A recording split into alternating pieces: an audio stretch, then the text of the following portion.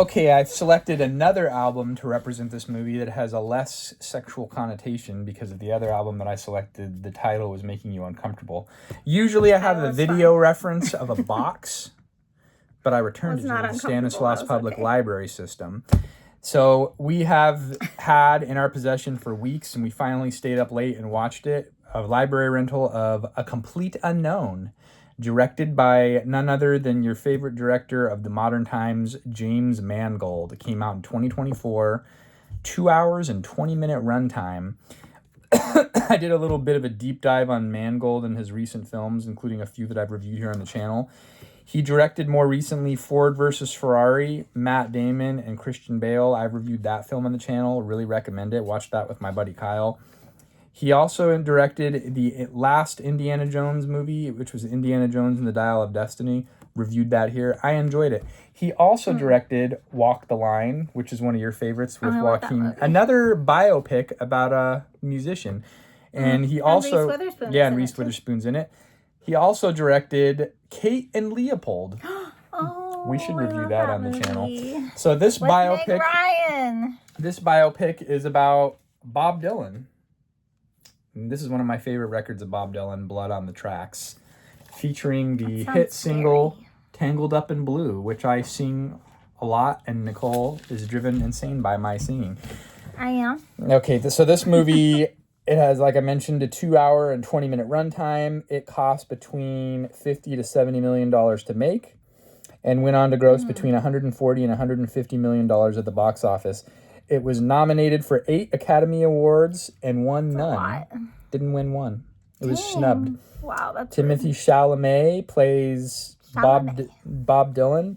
Interestingly enough, without even coordinating it, you rented the movie Wonka. I did, because I never watched it. He plays Willy Wonka, and I have reviewed that movie on the channel. The boys all saw it, and I kind of wanted to see it. Timothy Chalamet is also wildly famous for the Frank Herbert adaptations of the Dune franchise, which I love the David Lynch version, which that movie... Oh, yeah, we were going to watch that.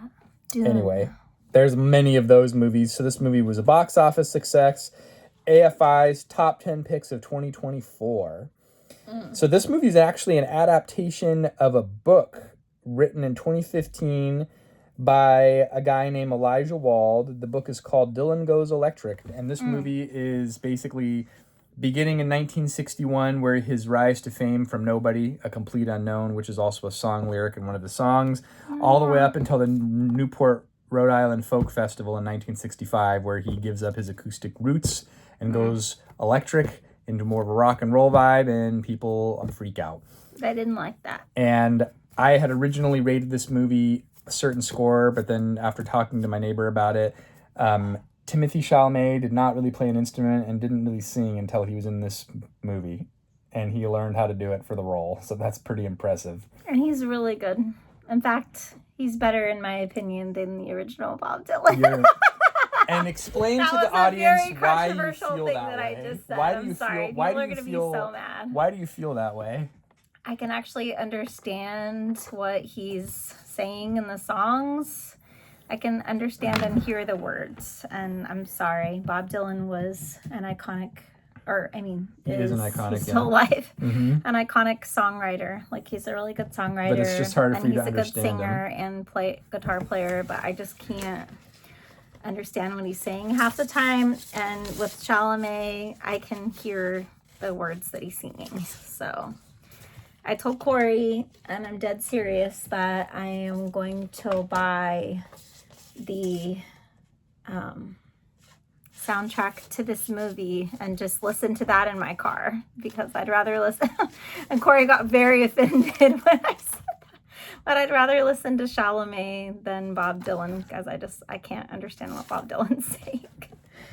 So sorry. I can't get behind He did a that. really good job, though, and I'm super proud of him. Good job, Chalamet. We love you. I appreciate that you have been brought into the Bob Dylan world, because I've liked Bob Dylan for years. Yeah. I grew up with the best of Bob Dylan on 8-track and morphed into my own little collection. I don't have all of his albums, but I even like his later stuff. Like, this is focusing on 1961 through 65. this is one of my favorite albums, Blood on the Tracks, that came out in 1974. And I will need to watch that one Martin Scorsese documentary, Rolling Thunder Review, that came out in 2019. Apparently it's on Netflix. Oh, yeah. I have to say that Chalamet's portrayal was really good. And you said that the real Bob Dylan gave the green light to portray everything in the movie that happened, like as it really was. Because it doesn't necessarily cast him in like the best. I guess it's a real life look at someone's life, warts and all, right? So that's kind of cool. It does show the side of him, how he was kind of a user and kind of a womanizer when it came to like the women and how he treated them. Who was the girlfriend? The blonde one? Was that the very first one? Dakota Fanning or Elle Fanning? I didn't. It was Elle Fanning. I could tell just by looking that it was Elle Fanning. They look different to you? Definitely very different. She was in Super 8. If you're familiar with that movie, she's a really good actress. But anyways, what was her name? Sylvie. Yeah. So her name in the movie was Sylvie, and he just kind of always goes back to her because she's familiar, and it was like the first girlfriend that he had like before he was famous and stuff. I don't know if it was his very first girlfriend ever, but anyways, he kind of just like doesn't really respect women that much in this movie. Like he's very focused on the songwriting, right? So that's where he's like very driven to write new music and further his career. But then as far as the women, anyways, you have to watch the movie. But he does a really good job acting and singing and playing guitar. And like I said, I think he's amazing. So Bob Dylan or Timothée Chalamet? I'm talking about Timothée Chalamet's portrayal was really good. So Fair go ahead and say whatever it was you had to say. I feel like this movie to me was also like what I was focused on was like how the record companies want you to be something to market, right? And he had his like the Pete Seeger guy and all those folk singer people were trying to control him and relegate him to be this one thing. They wanted him to play the old songs and play the folk music and keep doing the acoustic songs, and he was ready to do the electric because that was his own guy. Hip upcoming thing. And well, as an artist, he just kind of he does what he wants to do, and you see Columbia Records is trying to control him and market him in this certain way. And like his first record, he had all these original songs, but they wouldn't let him record his original songs. They made him do all of these like re-recordings of other songs from other people. Well, if you think about it, the old songs in the old style is like what's safe, and you know you're not going to get booed, or you know that there's going to be like a good reception to those things that are tried and true. But when you're trying something new or putting out your own stuff, you don't really know how it's going to be received. So, but the joke's on them because later he became so iconic. And I like it. I think he just like, the other thing that I really appreciated, like you could tell that he had a hard time with fame, right? He goes from being this nobody to all of a sudden he's becoming pen pals with Johnny Cash, writing about his struggles with his newfound fame, and he doesn't have any anonymity anymore. Word to say. And you know, people are running up to him, and he's just trying to live his life, and now he's in the limelight. Yeah, that's really hard too, because you could tell like even at the very end of the movie he won a Nobel Peace Prize for literature. And I don't think he really cared about any of that because he didn't even go to receive the award. He just kind of does what he does, and he doesn't. I don't feel like he saw everything that he blew up to be. He needed At money, least that's the way that it portrays. Yeah. So they show the fact that he's like living with Sylvie and like sponging off of her, and then he gets this check for $10,000, his first royalty check, and he's still got his buddy Woody Guthrie or whatever his name was. He always goes back to visit who's him. like incapacitated from a stroke or some illness, and he's visiting But what him in was the up hospital. with his family? Because at one point, well, that's like part of Sylvie this is mystery, like, right? You know, I don't even really know who you are. You're just like this struggling artist, and I don't even know like where you came from. And he said he was from a carnival, and I think that's part of the mystique of like my friend Jonathan and I were talking about it, and he's watched a bunch of interviews and. Okay. In certain interviews, Bob Dylan said that he sold his soul to the devil, and the devil told him he'd make him famous. But I feel like it's like part of this like illusion of what this persona that he's created, and you don't really. It's like, who is he? Is he this guy that sold the soul to the devil to become famous? Is he this guy that came from a carnival and learned how to play the guitar from old There's cowboys? another scene that He's shows like nobody really knew, and it kind of like the girlfriend was frustrated because she's like, "Who are you?" And yeah, there's never another really know. scene that shows like how much he hadn't realized like that he got famous overnight, and he wasn't like really, that wasn't really registering with him. Everything was like happening so fast, and he kind of just wanted to go like experience this other musical set that someone was playing at a bar. Yeah. So then like he puts on his sunglasses, and he thinks in his mind that that makes him like just look like an anonymous regular dude. But it's nighttime. Why are you wearing your sunglasses at night, dude? Exactly. He wears them all the time. And then he follows his friend to like this bar, and he thinks he's just gonna like hang out with these other musicians like he used to like before he got famous and stuff. And then all of a sudden he gets recognized like right away, and it's like, oh, Bob Dylan. And he's like, because like he didn't want that. Like he just was all about the purity of the music and like just, creating and writing, and he never sought out. And then there was this other part where this gal like said that she loved him, and I think maybe she wanted to be with him in like a sensual manner. I'm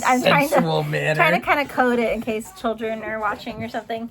But he was like, you love me, like you don't even know me. And at that point I think he was another part that he kind of realized like when you get famous, like people love you because, or they don't really love you, like they're drawn to you because like you have this talent too. He was saying like people want to know where the music came from, but what they really want is not to know where the music came from, but they wish the songs came to them. So there's also like this jealousy aspect. I think that what I thought of when you see like his struggles, there's like Joe Walsh. He's one of the people. There's Joe Walsh, who was in the James Gang, and then he did Joe Walsh. He did solo stuff, and he was in the band The Eagles. So there's this one song where he talks about, it's called like main lyric is "Life's been good to me so far." Oh yeah, life's been good. But then like the line that I so thought of, where there's this one line in this Joe Walsh song where he says, "It's so hard to handle this fortune and fame. Everybody's so different, but I'm still the same." Anyway, that like I feel like, wow, sad. Like he's become this other person, and all these people are coming around him, and like, and that's why he ends up back at Sylvie's house that one night, right after he got punched in the face in that bar. Yeah, so when he gets punched in the bar, and then he goes back to Sylvie, and she's like, "Bob, we broke up, and it's 4 a.m. Like, what are you doing here?" And he's like, "Can you just take care of like, my bruises or whatever?" And she's got like a new boyfriend, kind of like showing that she had tried to move on, and he was kind of just not caring about inconveniencing her. He just wanted to like, how you just want to go home, and he didn't have, it never really talks about his family or where he came from. So he didn't really have a home to go home to. She was kind of his home, but only at least that's what they portrayed in the movie. Only what it was convenient for him though. Like when she needed him to be there and like pay attention to her, he wasn't. He was focused on doing his music and was like, whatever. He was gone. So do we actually like a convenience thing. We're gonna wrap it up because of it's getting long. I want to dive right into the reviews. And my neighbor thought I was crazy. I'm gonna give this 4 out of 5. What? And I'm gonna tell you why. And it's like I told her the 5 out of 5s are reserved for like Lawrence of Arabia, Ben-Hur, maybe Lord of the Rings franchise. Anne of Green Gables. This movie's a 4 out of 5, which is a respectable score. That being said, Rotten Tomatoes critic average is 82%. The Rotten Tomato audience score with over 5,000 people reporting in is 95%. IMDb 7.3 out of 10. And you're 7.3. That's kind of low, but which is surprising. 8 Academy Award nominations, didn't win one. This movie did deserve some awards because I thought Timothée Chalamet. Now you're making me rethink. Originally, I did say 5 out of 5. I could appreciate that he learned how to play the guitar and kind of mimic Bob Dylan as much as he could vocally. But it's an entertaining movie, but is it the best movie that I've ever seen? The 5 out of 5s are rare and elusive, like the McRib, which will be coming around soon, by the way.